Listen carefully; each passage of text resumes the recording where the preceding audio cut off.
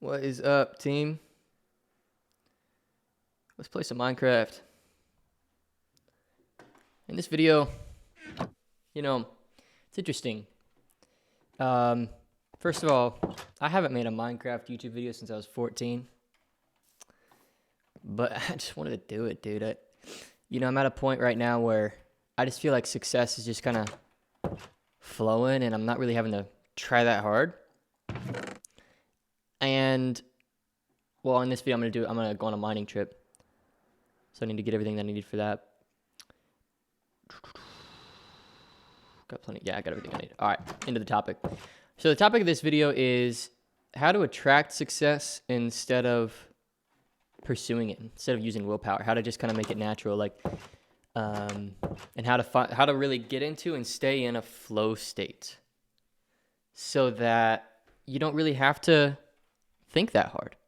And it's actually became more of a necessity for me, I would say, after I had a kid. Because what happened when I had a kid was, honestly, I burnt out like crazy. I burnt out so hard. Having a kid it changes everything in your life. And then I started with my business, I stopped making content. I stopped putting my face out there. I pretty much and I went through kind of an identity crisis too. I got to a point where I didn't even really know who I was because I never really developed a good self-image of myself as a father. And I was always kind of this young and kind of cocky, but earned cocky, kid. And my best months in business, I'd put $200,000 profit in the bank. Just today I got a message from a client of mine who got my help 2 years ago, and now they're doing $500,000 a month with their coaching program. And that's what I'm really good at. I'm really good at helping people build coaching programs and scale them. And also services too, because I used to run a marketing agency and I got that to $60,000 a month, but I just preferred teaching and coaching, so I moved into that. And what I've found in the YouTube sphere, especially when you look at a lot of the self-development content or people that talk about becoming your best self and the manifestation stuff and just a lot of the business stuff, you get a lot of basically just subtle ways of people teaching you how to have discipline and willpower and stuff. And don't get me wrong, there's definitely seasons where you have to use a lot of willpower and where you have to kind of just use discipline and just show up every day even when you don't feel like it. There's definitely seasons like that, but I've found that they're actually they're really, really short. They're really, really, really, really short. And so much of the material online kind of gets you into this scarcity consciousness by getting you to feel like you have to work really hard to make and keep money. And it's just not true. You don't have to work that hard to make money, because work is not necessarily in a direct accordance to the amount of value that you add to the market. If you add value to the market, that's how you get paid. And the market being just consumers or businesses. And it doesn't necessarily matter how hard you work in order to add that value. It just matters if you're adding the value or not. So, for example, I had a client who literally, I just make these YouTube videos, honestly, mostly just for fun. I like YouTube. I don't, sometimes I'll plug what I do a little bit, but I just like YouTube. And I realized wow, this is one of the best things that I can do for my business is make these videos. And back in the day, I was all YouTube. So that's maybe not 100% true that I don't need to make these videos. But at least it doesn't feel that way. And I really just kind of do it because I like it. I like making content. If you go back on this channel, you could literally see me at 9 years old making videos about tech decks. So I've always just made YouTube videos.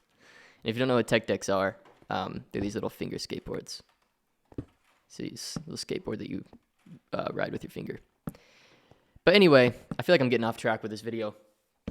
What I'm trying to say is a lot of the content that you'll consume is actually really not helpful.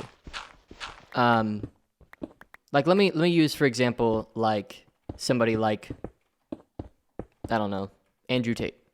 Let me just talk about that for a sec. Just the energy that a guy like that puts off is this energy, in my opinion, and I don't really care if you disagree with me or not. That it kind of comes off like it's you versus the world, and if you don't figure it out, you're screwed. And these kinds of like almost like hopeless messages. And what I've found is when you are in that state of hopelessness and almost that sense of like things are dire and it's you versus you and nobody's coming to save you, and that kind of like message, it gets you in this desperate state. And the problem with being desperate, and the problem with kind of having this idea that like if you don't figure it out, then you're screwed, is then you think that. And you think if you don't figure out a way to make a bunch of money, you're screwed. Which actually just kind of isn't true. Like, there's plenty of people that are really, really happy that don't make that much money. And it's fine. Like, it's not that big a deal. Like, if you don't make a lot of money, you're fine.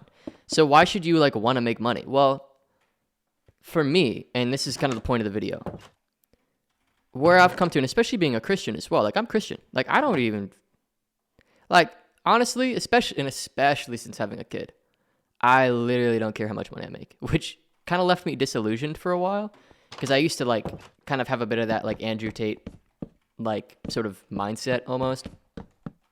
But nowadays I don't even really care, and I actually make a lot more now, which is cool. And I'm not quite as public about how much I make, but especially for how much I'm working, I make way more. And the big difference is honestly, I just don't care that much. And about the actual money, what I care about is just adding value and just really doing things that I like doing. And I just really happen to like business. And I think it's because, like, when I was a kid, one of my really, really early memories was my parents had this, like, clock in their bedroom. And I was probably 5 or 6. And I asked them permission to take apart the clock. I was like, hey, can I take apart the clock? Because I really want to see how this thing works inside. I want to understand it. I want to use it. Or I want to understand it. Like, I want to tear it apart and see kind of what it's made of and understand how it works and everything. And that's kind of my energy in business, is I just want to understand how things work. And I like teaching people how I've discovered things work. Like, that's why I think consulting and coaching is so fun and natural for me, is because I just enjoy seeing other people come to conclusions that I've come to, and then they realize like, wow, this really works. There's something very satisfying about that to me. And like, even just this month, I had a client who, I took them from 20 grand a month and they just had a 50 grand week, so, and like that kind of thing wouldn't happen if I wasn't just obsessed with it, and I just like it. Okay. So I think the point I'm trying to make is you have to be patient in finding the thing that you really, really love. And you can also learn to love things that profit you. So like, if you find a model that works really, really well, but you don't like it that much, usually there's things in that model that you can learn to like. And that's something that people really sleep on, is like they're always looking for the thing that they love, but I think from experience that like I didn't even like set out to be like a coach, you know what I mean? Or even to like back in the day have a marketing agency. I really just set out to learn a bunch of stuff. Like I just wanted to figure this out. Like when I was first getting started with entrepreneurship, I like properly, like really trying to make a lot of money. Let me say it like this. I used to be a wedding photographer. And the reason why, honestly, was because I just loved weddings. You know what I mean? It was that simple. Like I just loved weddings. I always thought weddings were beautiful. I always thought when I was at a wedding, I always got a little emotional. I always had a lot of just like respect for it, especially with my religion, my faith. I understood how big of a deal that was.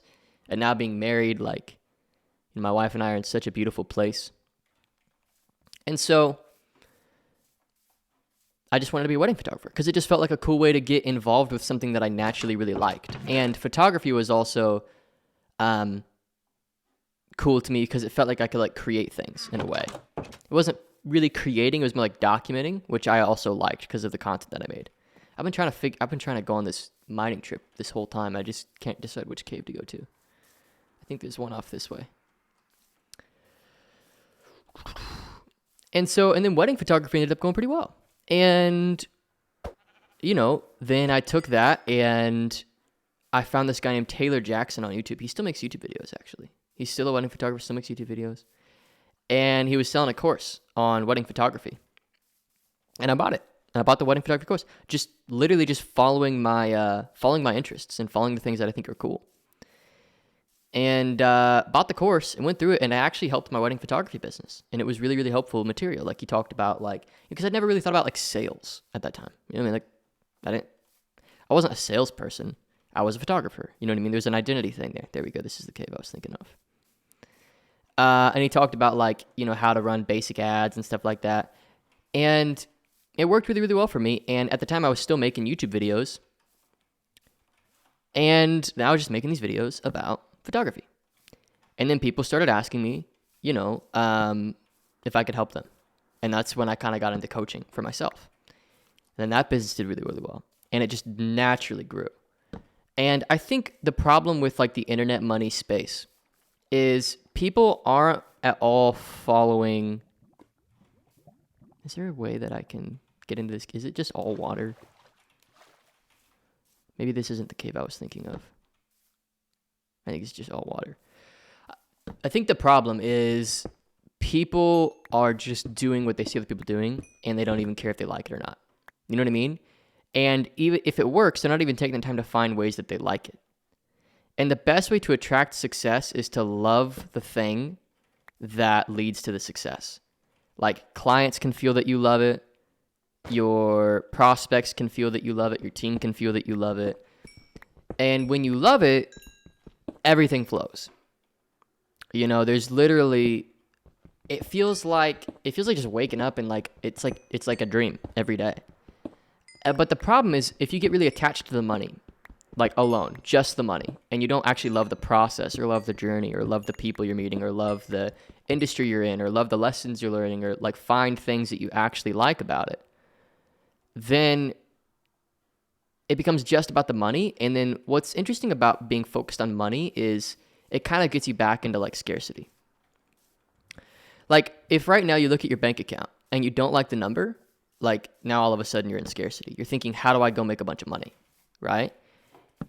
Whereas if instead of looking at your bank account, you look at the next 3 years and you're like, what's something I really love doing that I'd like to learn more about that I think could help other people? Then that's how you create sort of an abundant view of money, and that's how you end up making a lot more money than you even probably thought you could. And it's not necessarily there's a lot of people that say even if you don't love it, you should do it anyway because money's got to be the priority. And I honestly think that that's true if all you want is money. But that's the thing is if you love money and all you care about is not all you care about, but if you love money, that's still following something you like, right? You like making money. And if you just like making money, great. Go just make a bunch of money. And there's been seasons where that's totally my posture too, where I'm just I don't really care what it is. I just want to make a bunch of money. And that's the funny thing is for me personally, I don't know if this is the case for everybody, but for me personally, I actually make a lot more when I'm not really thinking about the money that much. And I'm just thinking about really just showing up every day and loving the process and loving, sales calls and loving, making content and loving testing new ads and loving the client work. Instead of, gripping on so tight to the money itself. I didn't know this village was here. Maybe I did.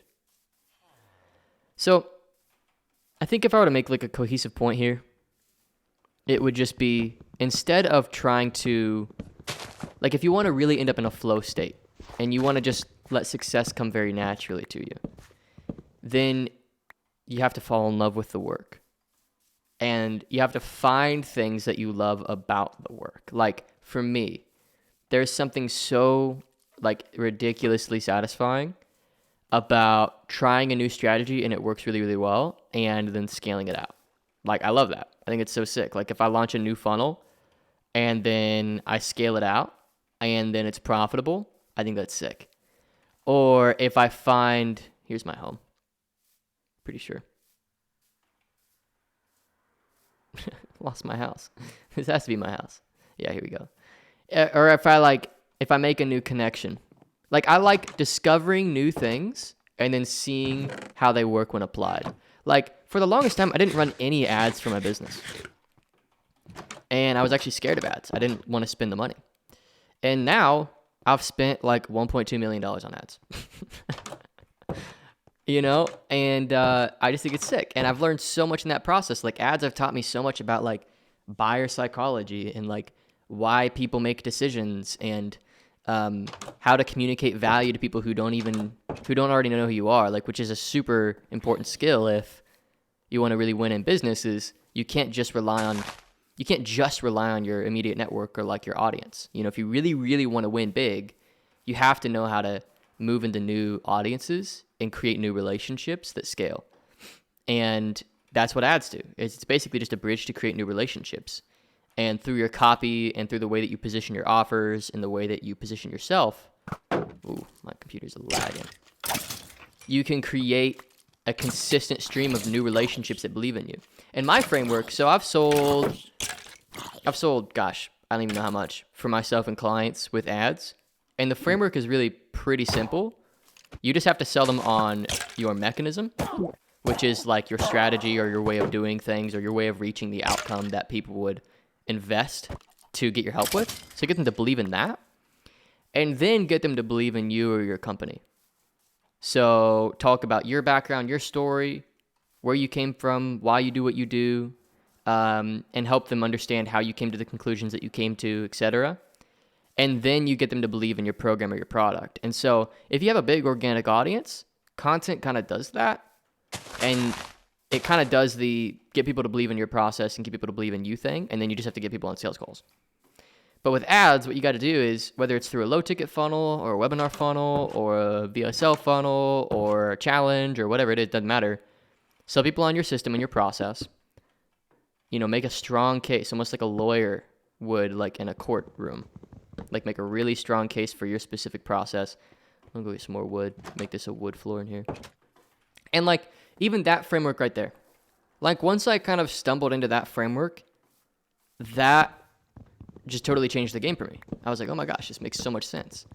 And nobody really told me that. It was just through my own kind of creative reasoning process. Like, when I looked at funnels that really worked, like if you look at, for example, Russell Brunson's funnels when he was selling ClickFunnels, which they got offered $1 billion for ClickFunnels. This is like, they built $1 billion company with this.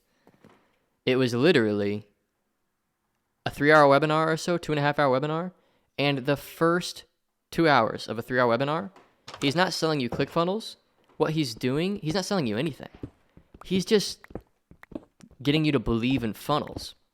So he makes this strong case for his mechanism or his strategy, which is funnels. Why funnels are better than websites, why they're easier than other opportunities and methods for getting clients online or customers online.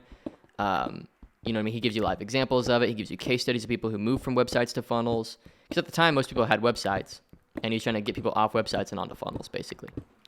That was kind of his like switch. And usually when you can switch people from one thing that they already use and show them how a new thing is better, that's how you can get buyers really easily, because you're not having to get people to do something they've never done before necessarily. You're getting people to do something they've already done before in a slightly better way. And that's a way easier sale. So that's why he kind of went after that, which is really smart. And for my funnels, like for example, I have a low ticket funnel that I run for my main business, and it's a sales training, and it's like $17. And I really just go super deep. I'm like, this is how I got this client to, $100,000 a month with this sales training. It took them from $5,000 a month to $100,000 a month. And I really sell them on my way of thinking about sales and how I process sales conversations and the philosophy behind it. And then I show them the script and how it's better than other options, better than other trainings. You know what I mean? And I help them see like a better way to sell, basically.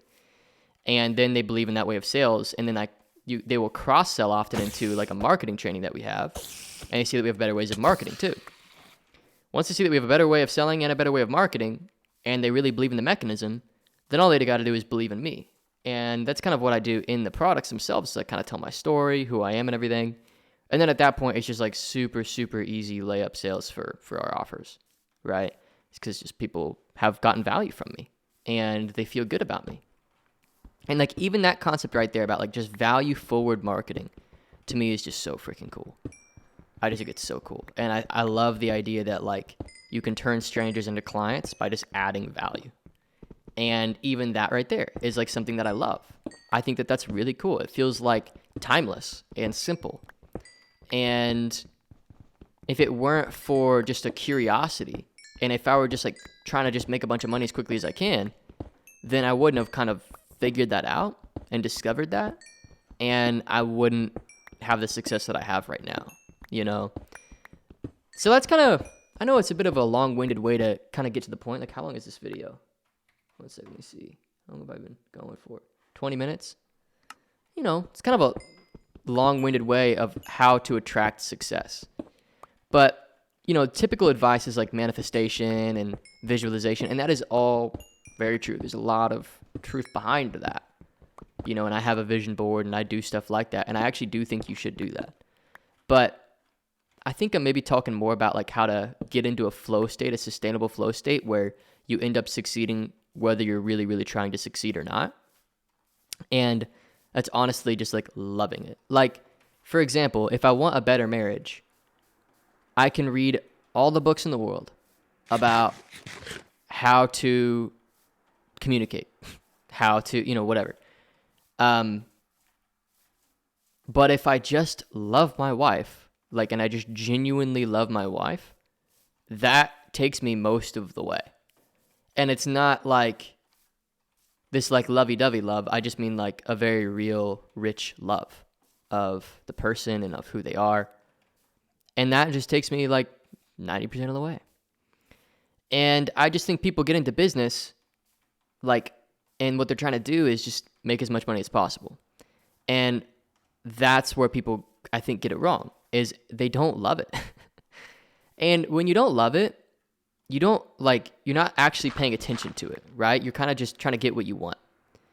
And when you're just trying to get what you want, let's just talk about relationships in general. If you're just trying to get what you want out of your relationships, because business is just a series of many complex relationships, basically. Your relationship to your prospects, your clients, your relationship to your team, your relationship with the advertising platforms, your merchant processor, Stripe or PayPal or whatever. You know, it's just many, many, many relationships. And if you don't love it, then these relationships feel it. It's the same thing, you know? It's like, yeah, I can tell you took that Facebook ads course, dude, but do you actually like me? That's almost like what business is asking you all the time. It's like, cool, you just got another mentor and you invested in another coaching program, or cool, nice strategy, bro, but do you actually like me? Like, and I really feel like business is almost like it's almost like a spouse in that way, you know? It's like, I can tell you're using a strategy on me. You know what I mean? And if you don't reason from first principles, like what I just did with marriage, it's like, if I can read all these communication books, but first principle is, if I genuinely and unconditionally love my spouse, then things are going to go well, right? And I'm going to make a farm here. I've been wanting to make a farm for a while. And what a lot of people do is, instead of just loving their spouse, which I know that's maybe a little too simple, but let's just use it as a reasonable first principle, because there is more to it than just love. Like, a lot of people, unfortunately, love means a lot of different things to a lot of different people. Your vocabulary is very, very important here when you're describing complex, you know, systems. If you just use the word love, you could probably miss the point, right? So maybe I would just say meaningful pursuit. If you meaningfully pursue your spouse and you build with your spouse and you care, you know. But anyway, it's a lot like business. If you just do it just because you want what's in it for you, it can tell. And it just spits you out. It doesn't last. And if you do see success, like my first roundabout of success, honestly, and you have to go through it, I just wanted money. because I didn't really truly care. And I just feel like I wasted so much time in that posture, because I also thought that that's how it was supposed to be. I thought I was supposed to, I don't know, I thought I was like almost supposed to be kind of like money hungry, you know, and want to make a lot of money. So it's very like subtle posture differences. I mean, maybe you can or can't tell the difference between, you know, the ways of thinking that I'm presenting here. But I think what I'm trying to get at is, if you don't care, it can tell. And not only can it tell, but you will end up with less reward and you'll have less fun. And if you don't care about it and you don't like it, you really need to like think about that. You know, you need to really, really think about that, because first of all, I mean, in general, you only have so much time. Like, why would you do something you don't like? And second of all, people can sense it. And I have fallen out of love with it before, and people have sensed it for sure. I've had clients who are like, hey, like, this feels off. Like, it's not quite what I thought. You know what I mean? And the thing about business in general, and really anything, is if you really care about it and you love it, then you end up innovating really, really cool things with it. Like, I used to love Minecraft so much that I made Minecraft mods. I loved Minecraft. So I wanted to experience Minecraft in new ways, so I would make Minecraft mods. I'd literally dig into the code of Minecraft and like change it and then make my own mods. And I think you have to have the same kind of posture with business. It's like you got to love it so much that you want to try new stuff. You want to try and see how this goes, or how this funnel works, or how this way of selling your offer works, or that way of selling it, or how this mentor would go for you, or whatever. And just keep trying things. And I honestly think that if you have the humility to just keep learning lessons in every season, and you're not trying to force results, that results will inevitably come. Because as long as you're learning and applying lessons, you're going to get results. It's inevitable. But if you're just forcing the outcome, and I see a lot of people doing this, and like, it's funny because people are like, but I'm broke. I'm like, well, yeah, you're broke because you have this posture, dude. Like, like you got to forget where you're at and just get back into like a learning posture, because eventually you'll make a bunch of money. Like I promise. Like, money, it's not hard to make. You can make as much of it as you want.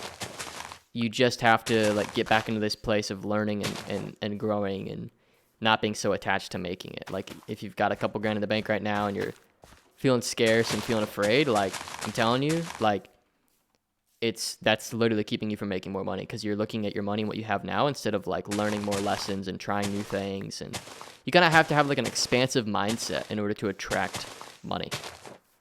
You know, if you have a very limited mindset and you're like living in fear, the world can sense that. The universe, call it whatever you want, it can sense that, and it will stop sending you new things. It will stop sending you new clients.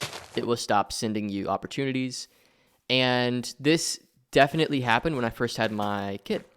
Because when I first had my kid, I got this crazy idea in my head, even though I had a ton of money in the bank, that I didn't have enough money to have a kid. And yeah, you know, I mean, I was sitting on, I don't know if I want to be like super public about the amount of money, but I was sitting on a lot of money, and at least a lot more than I thought I'd have by then. And it was really funny.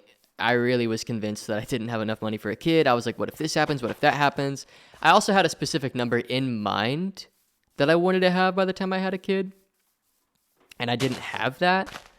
And that really messed with like my sense of confidence and everything. And it was really silly looking back. I mean, I literally like got like depressed.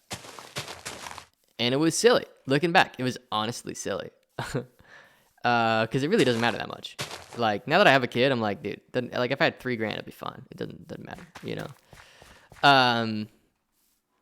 The kid doesn't know. And also, I have so much time, even if I was completely broke. So, yeah, if you're afraid of not having enough, or you're afraid of what if it doesn't work, or you're afraid of these things, like, that just pushes success away. Like, you just have to have this like total faith.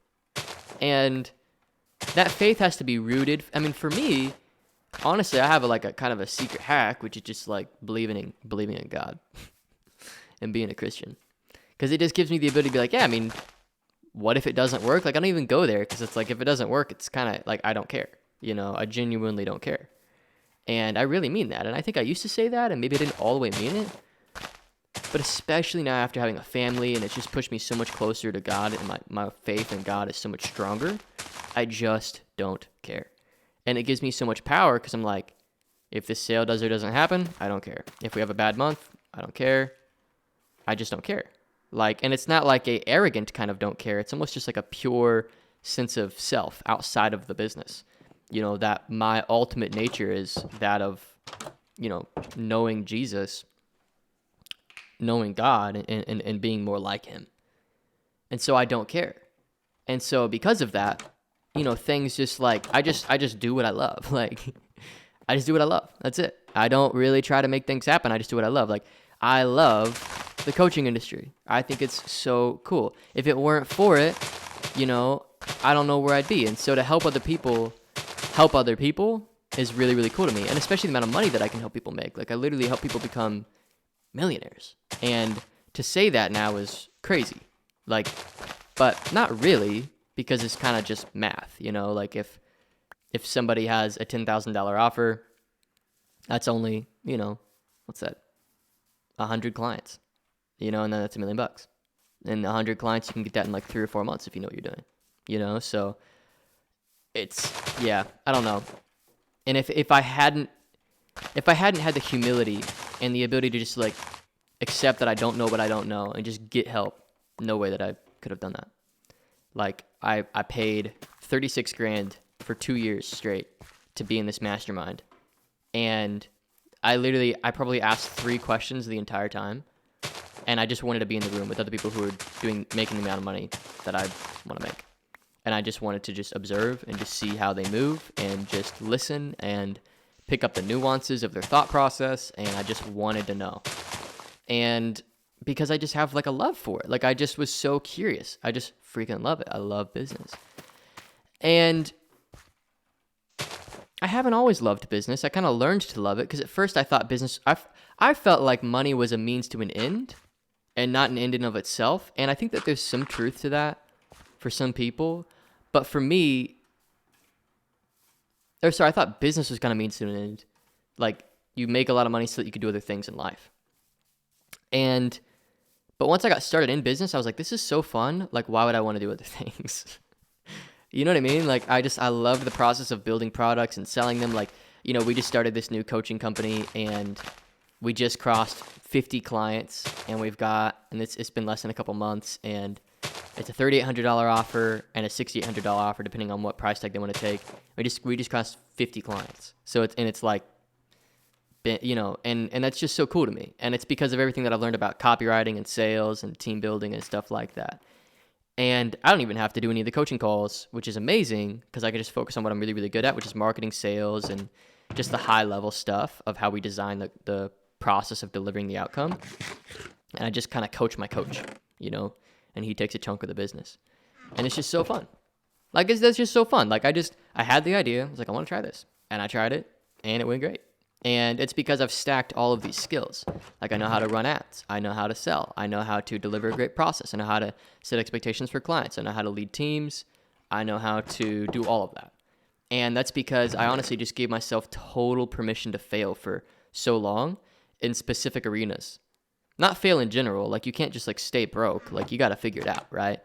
But I gave myself permission to fail in the arena, for example, of building teams. Like, that was really, really difficult for a long time. I was so scared of hiring, so scared of bringing people into the business, because I didn't want to let them down, which I've now like let down so many team members. You just get used to it. You're like, well, that's business. Like, nobody's a perfect leader. You just have to have a lot of grace for yourself. And like, that's, but I'll get better. Like, every time I've let somebody down or something has gone differently than I thought, I learn from that. And I think, what was I thinking at the time that led to me thinking that? And I fix the thought process and I move on. And what's critical is you just keep learning. I think that's like the core message here, is that you just keep learning. Even if you don't, even if you're not,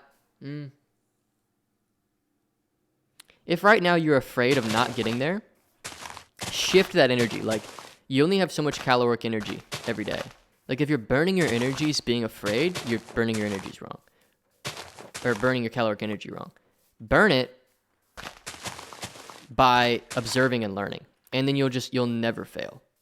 Because there's so much to learn. And there's so many resources. It's ridiculous. Like, there's so many YouTube channels. You don't really even have to pay any money. You don't even really have to get any mentorship programs. I like being in mentorship programs because I like proximity to the success. That's kind of the most important thing for me when I buy a program, is that there's like either other people in there who are where I want to be, or the leader's kind of where I want to be. And I just like proximity, and to just kind of soak it up and just listen to them talk and hear what they have to say. And I'm a pretty easy client, you know. And I'll ask the occasional question, but and then I just learn, and through that process, you can honestly do anything. Like, and you just have to really see that and believe that, and that's how you get into that flow state. That's how you attract success, is by loving it, learning about it, and caring about it, loving it, and then just showing up every day. Like, and it's really that simple. Like, from a very very high level perspective. Obviously, there's more nuance, like your specific business model and specifically what you do and all that. And we could break this way further down into many more parts. But in general, it's that simple. In general, it's as simple as pick a business model, find mentors, don't think so hard, enjoy it, and learn along the way. And get that, like, if this doesn't work, I'm screwed mindset out of you, because it's just, like, not true. It's just not true. Like, you're not screwed. Like, the worst case scenario is you rely on different handouts, or you just freaking, you know, like, we live in a lot of the viewers of this channel, you live in a first world country. Like, you're not gonna die, you know, you're gonna be okay. And I found that, like, one of the first steps to really coming into a lot of success is getting totally okay with the idea of failure. And that's hard for people. But once you're okay with the idea of failure, then you become willing to fail. And once you're willing to fail, that's when you open up the brain to be willing to learn, right? It's like, if you want to succeed in everything you do, you're going to fail. If that makes sense. If you have this mindset of, I want to learn and I want to try this and see, and I want to get better with each iteration, that's how you create just ridiculous success. So yeah, I think that's kind of the video, guys. Did some cool work to the house. Got this, like, neat little thing going in here. Got all the walls cobblestone instead of stone. Got the farm going. Built this room. I think this will be eventually that'll be the storage room. My computer's lagging. That's also kind of why I'm ending the video here. It's ridiculous. It's like it doesn't even listen. There we go. Nice listen. Storage room, probably. I'll probably build, like, a downstairs in here. Also, this cave naturally generated too, which I think is sick. So I just built my house into this. Yeah. Well, thanks for watching. And let me know what your thoughts are in the comments. I figured, look, YouTube is one of these things where I just want to have fun with it. Like, I get clients through ads and stuff. I don't need, like, YouTube is, it's just fun, dude. I just like YouTube. I like making videos. I like talking. It's very cool for me to get to do. And I'll put, like, client interviews up on here and stuff, and I just add value, and I'll just talk, and I won't think so hard about the strategy, because honestly, I just think that that's not what YouTube is. Like, YouTube is supposed to be just people talking about stuff that they like, and when it's that, it's just way better for everybody. So thanks for watching, guys, and I will see you all in the next video.